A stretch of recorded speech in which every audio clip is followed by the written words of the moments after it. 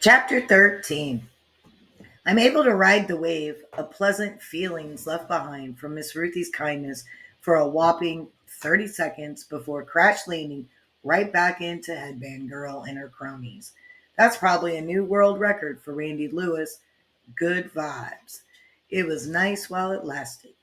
They're all huddled together at a table in the corner, and they're chit chatting about 1,000 miles an hour. I try to tell myself that they could be talking about any stupid old thing, but they're all staring hate right at me. I know they're talking about me, and the words that I can't even hear cut me deep and wash away the good, what little there was, leaving only ugly me left behind. Their over makeuped eyes follow me as I struggle and fail to ignore them while simultaneously struggling and failing to find a seat next to a familiar face who won't immediately pepper spray me or run away screaming. My heart starts to beat fast as my seat search starts to get a little bit desperate. I want to blend in with the crowd and hide from the disgusted faces and the soundless hate words. I can't help but to keep looking over at them, and each time I do, I feel like I'm being punched in the spleen or something. I start to breathe hard as panic floods me. When I was 6, I was riding in the car with mom. That was way back when we actually had a working car and didn't have to hoof it or burn rides all the time. We were going home from the store and I was crying. I don't remember what for. Probably whining about something stupid. Mom was in one of her moods and kept telling me to shut up. I guess I just kept crying and crying because the next thing I knew, she was slamming on the brakes and screaming at me to get out of the car. She screamed so loud I almost peed my pants, so I hopped out like she asked me to. She drove off and left me. We weren't that far from home, but I was young and sad and scared. So scared. I looked around, but nothing seemed familiar to me. I started walking, following Mom's taillights down the street, but she turned and drove out of sight. I took the street that I thought my mom did, but it was the wrong one. My little feet walked and walked and walked. I passed a million little houses that looked nothing like mine. I cried and cried and cried. I do remember why I cried that cry. It was getting dark and I couldn't find my house. The more I walked, the scarier I became, and the harder it was to breathe. 1,000 cars passed by, but no one stopped to help a lost little girl. By the time I found my house, I was shivering, despite the fact that it was 80 degrees outside. When I walked in, Mom yelled at me and asked me where the hell I'd been. She sent me to my room without dinner that night. That was before I got used to it. I feel a tap on my shoulder and I flinch. I spin around and ugly me faces a smallish, chubby kid that I don't recognize. He's wearing a worn out Minecraft shirt and he's got a serious homemade bowl cut. Don't touch me, asshole, I shout, and the kid turns a bright shade of pink and looks like he's about to cry. He tries to say something, but the words get stuck. He just turns around and sits back down. He's sitting at a table by himself. He's got his back to me, but I can hear him sniffling. Ugly me shrinks just a little bit. I walk over and sit down across from him. Chapter 14. He's rubbing tears from his eyes. He tries to hide it by staring down at his tray as if he's reading his fortune in the curves of his dinosaur nuggets. Ugly me made those tears without even thinking, but for some crazy reason, I want to fix it. Ugly me protest. You don't even know this kid. Why do you even care how he feels? And I have to admit, a big part of me wants to not care and just sit there across from this mystery nobody and eat my lunch in peace. But I look up and can still see the faces of Headband Girl and the others, still staring, still talking. I hurt, but that doesn't mean that I get to make other people hurt. That was something Mr. B told me all the time last year.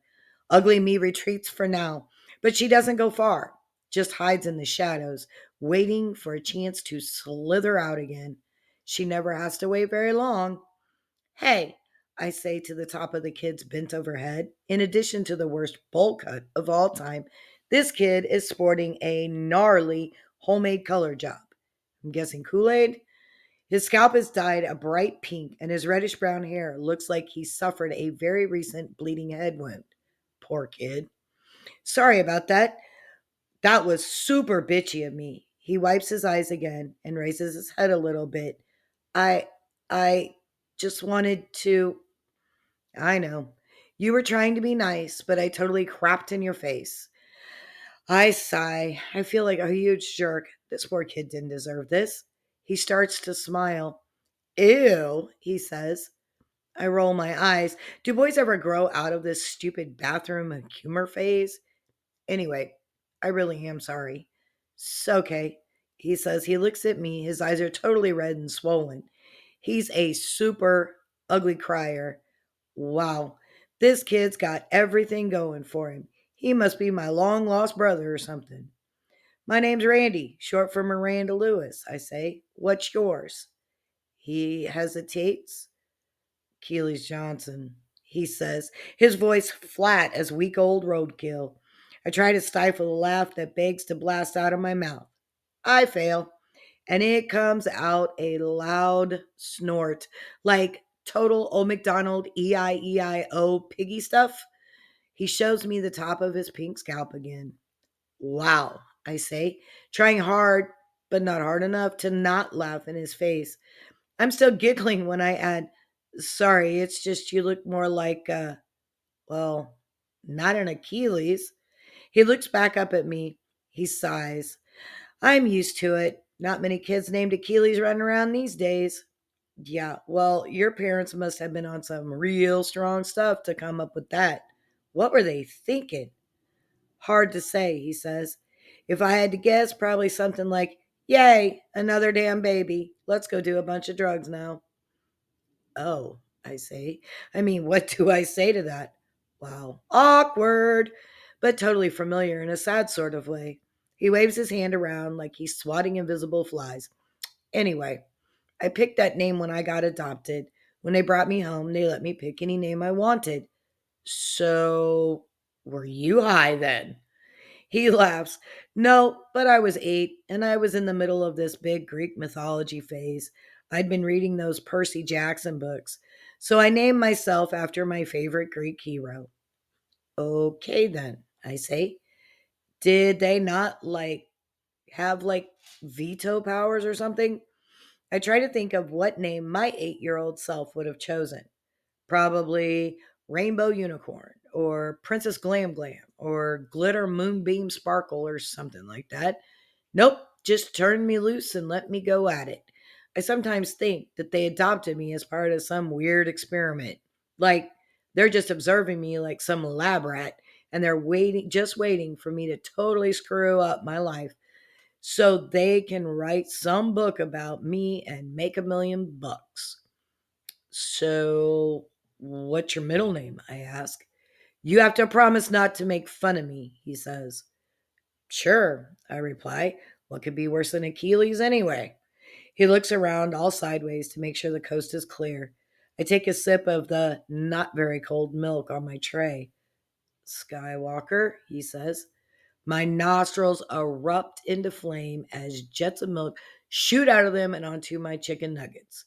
The laughter comes so hard that there's no stopping it. Are you freaking serious?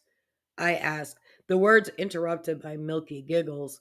You said you wouldn't make fun of me. Yeah, but that was before you told me your middle name was Skywalker. Jesus. You seriously expect me to just act like that's normal or whatever? Give me a break. I told you I was only 8 years old. Sorry, I say. Just, wow. Yeah, wow is right. He starts to laugh. I start to feel an honest to goodness smile spread across my face. Thanks for letting me sit with you, I say. You're welcome, he says. You look like you were about to lose it. What was up with that? I nod toward Headband Girl. See that girl over there with the pink headband? He turns around and scans the cafeteria. The one with all the makeup? Yeah, that's her. Well, what about her? He asks. I tell him about science class and the whole dumpster girl comment and the gab session with her goons. She's just being a total ass to me. I don't know what her problem is. So, why do you care? I mean, you don't even know her name. So, what if she's talking crap about you? Oh, he's one of those. Every now and then I'll run into one of those screw 'em, who cares what they think, freakazoids. I have no clue how they do it. I wish my brain worked that way. I'd love to just forget all the nasty looks, harsh tones, yelling, whispered words, and painful jabs that are thrown my way from so many people. I want to be cool, be a cool little cucumber and just deal, but I have no freaking clue how to do it. No matter how hard I try to be strong and just let things bounce off of me like all that I'm rubber and you're glue first grade bullshit, the hurt keeps piling up like a tower of cards just waiting to crash down and slice me to ribbons with a million stinging paper cuts. Sticks and stones. That's the biggest lie they ever told. People say that because they're too lazy or too exhausted or too apathetic to listen. I've been kicked, slapped, choked, punched, and everything else you can think of. But none of that crap hurts as much as those little invisible words cutting into me like a dull, rusty knives.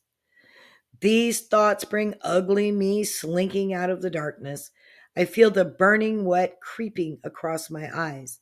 The bell rings, and I bail without giving him an answer.